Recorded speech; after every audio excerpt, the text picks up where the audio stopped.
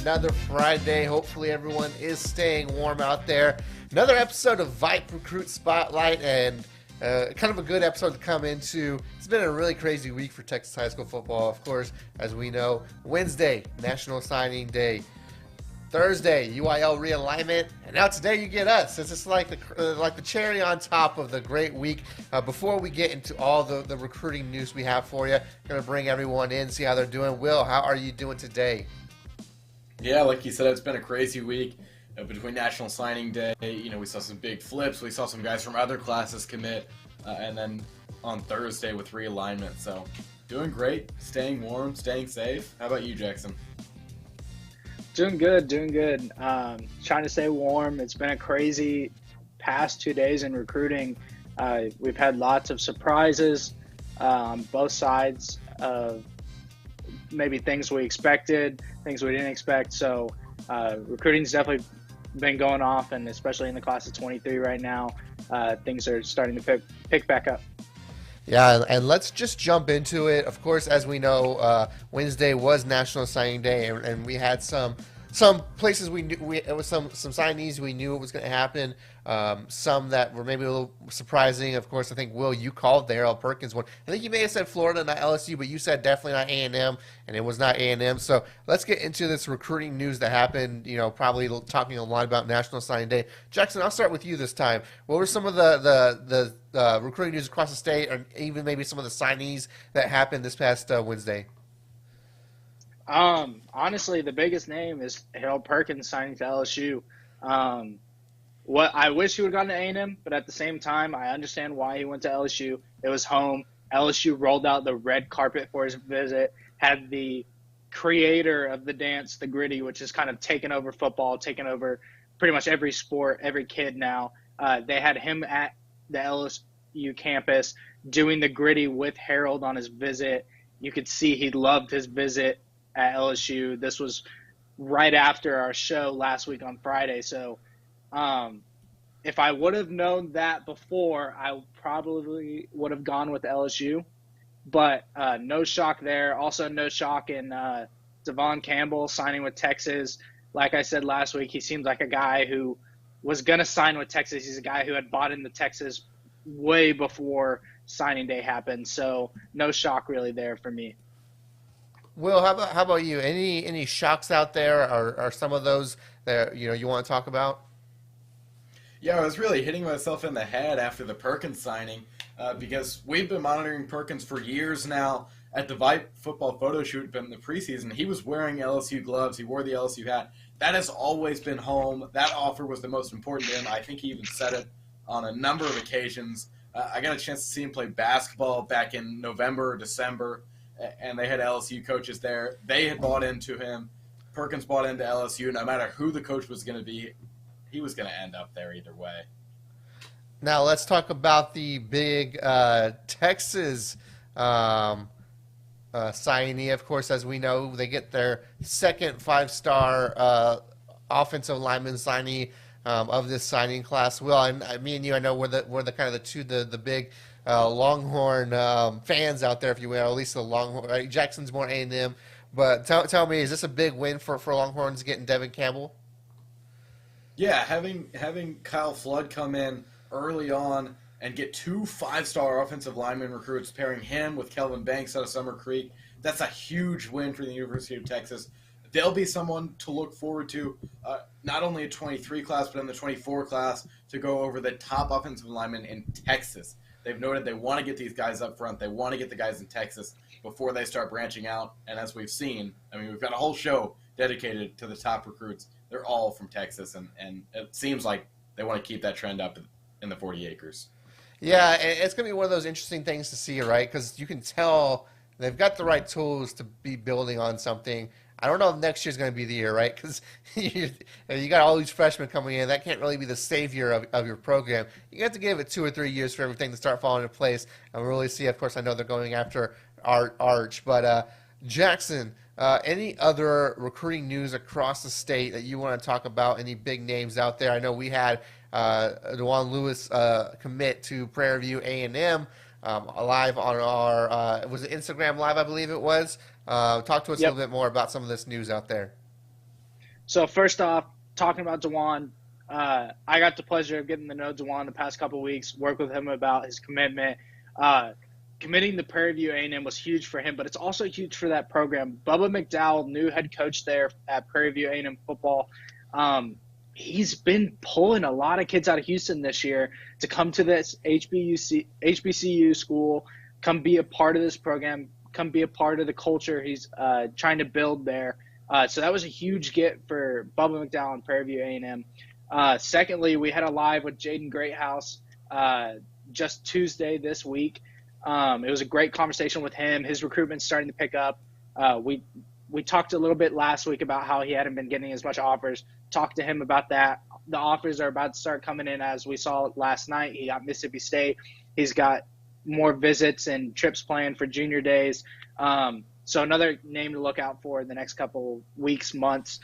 His recruitment's going to start picking up real quick. Oh, for sure. Jaden Greathouse, definitely one of those that's going to be getting some great offers coming up. Will, how about you before we move on to the interview? Any other news from across the state that you want to mention? Oh, I really love that we're talking about Prairie View A&M because not only did they get DeJuan Lewis, a guy that Jackson's gotten to know, I've known for a number of years now. He'll play football and baseball for them, but they get C.J. Dumas to recommit a couple of weeks ago. He signed this past week. So those are two-star players, C.J. Dumas, state champion quarterback out of Katy Pato, and Lewis from Shadow Creek. And then another program who we haven't really talked about. They don't recruit as hard in the Texas area as they probably should, but it's Tulane. Tulane gets Gerard Henderson out of Spring, and then they get Kentrell Webb out of Katy Pato. Both those guys looked great in the regular season. They looked even better in the playoffs. So Tulane, maybe finally getting in on the Texas high school football mafia. Hey, you got to get in on Texas. That's what the place to be. I think even Steve Sarkisian said we recruit Texas, not the USA, or something like that. That's where the talent is for the most part. Don't get me wrong. There's some talent across the state, across the United States. But that's going to do it for our kind of recruiting news across the state of Texas for this week. It's time now for our weekly interview segment. Will, go ahead and let us know who you have for us on this interview this week. Well, we had a Texas target last week in Roy Thomas Jenkins, and we've got another one now with Cy Ranch's Ashton Porter. Ashton Porter with offers all across the board, just about every program that we can think of. And let's just hand it over to that right now. All right, well, thanks, guys. I'm now joined from the class of 2023, Cy Ranch defensive lineman Ashton Porter. Ashton, welcome to the show. How you doing? I'm doing good. Yeah, excited to have you on, one of the top recruits in the state of Texas for your class. Let's go ahead and get into it. 23 offers. A lot of Power 5 in there, and it seems like you're getting new ones every single day. You got one from Purdue this week. What's it like always being contacted by college coaches, and how are you able to manage that with all the other things you've got going on? Oh, it feels amazing. My parents always told me, trust the process. Always be humble at all times. Don't let anything like get in your way from enjoying the process. Always keep your head on the right path. And like I like how all the coaches want to know me as a person first than a player, because they wouldn't offer me if I wasn't a great person at all. Absolutely. And we talk to a lot of guys at this level, and they get offers pretty early on, freshman year, some of them even before that, after their freshman campaign. But you only had one offer after your sophomore season, and that was with Arizona State. What's your relationship like with them? Are they still someone that you're considering? How do you feel about that program since they were the first to offer you? It was great. I went on a visit, and Coach Ryan showed me around a lot, and we built a great relationship. I like how he just always keep it 100 with me, tell me what I'm gonna do in this scheme, what I'm gonna do that, and this and that. So that's what I love Coach Ryan. So absolutely, and it really picked up for you. We saw a couple offers to start off 2021, and then once the camp season really got started, you really started to get those offers. What was that like? I mean, you go for a week and get 4 or 5 offers, and then a couple after that. What was that week when that first set of camps happened? What was that like? So it was. I mean, I was it was like amazing. It was like once in a lifetime. Like pretty much every kid growing up, they want to have this experience. And I always like promised my mama and my dad to have a get to get a free education. And like the camp season, it was incredible. I met a lot of coaches, and it was just a great feeling. Yeah, that's great. And we're now getting in to the age of recruits where they've grown up. You've grown up seeing big recruits, guys go through, and now they're in the NFL. Did you have a dream offer that you've thought of for years and years, or did you come into this kind of thinking, I'm going to go where they really want me the most? My dream school was LSU, but I'm just pretty much happy wherever that fits me best. Like great education, best scheme I'll fit in. Like coaches that make me feel at home, that really want me. Yeah, I think that's interesting. The LSU, your dream offer. We just saw Harold Perkins end up there. We know that was his dream offer. Have they been in contact with you at all? He texted me about 2 days ago. LSU. It was just like shocking. Like I can imagine. I mean, a lot of these programs are probably worried that's a little bit too late with you because you're the fan favorite for a lot of fan bases, Texas being one of them. What kind of love have you felt from the Longhorn faithful? I felt a lot of love. Like when I post anything about Texas, it's my Twitter is like going off, and like I post something about on Instagram, it got like almost 4,000 likes, and I was like, wow, these fans, they really like me. They really do. Yeah, it seems like you're one of the top targets for them.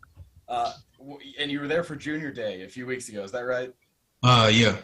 What was your experience then? Did you get to meet anyone new? Any other recruits or? Oh yeah, I met Jaden from Austin Westlake, and I just I just told him like we just be friends.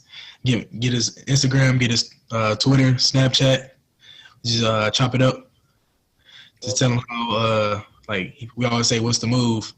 Like what we feel best comfortable with as each other's school. Well, that's great because I was just about to ask you if there were any guys that you are looking forward to teaming up with at the next level. Obviously, Great House is one of those guys. Anybody else that you're looking to team up with at the college level? David Hicks. Yeah, that's my dog. I know him since pretty much 5th grade. I know him since 5th grade. We played Little League together, and I was like, we told each other we're gonna make it to NFL. We're gonna be big one day. So look at us now. David Hicks, Jaden Greathouse, and Ashton Porter all on the same team. Maybe in Austin, that would be something else. So you've not only Texas, but it seems like Baylor and Arkansas are the other two that you're really heating up with. What is the relationship with those coaches right now? Start off with Arkansas. Coach Ashley, he pretty much talked to me every day. Just tell me how I'm doing in school, how I'm pretty much feeling, how it's workouts. Pretty much, and I went on a visit. I talked to the head coach, and he was like, "We really want you. Just take your time, make what's best for you, make and your family like best decision."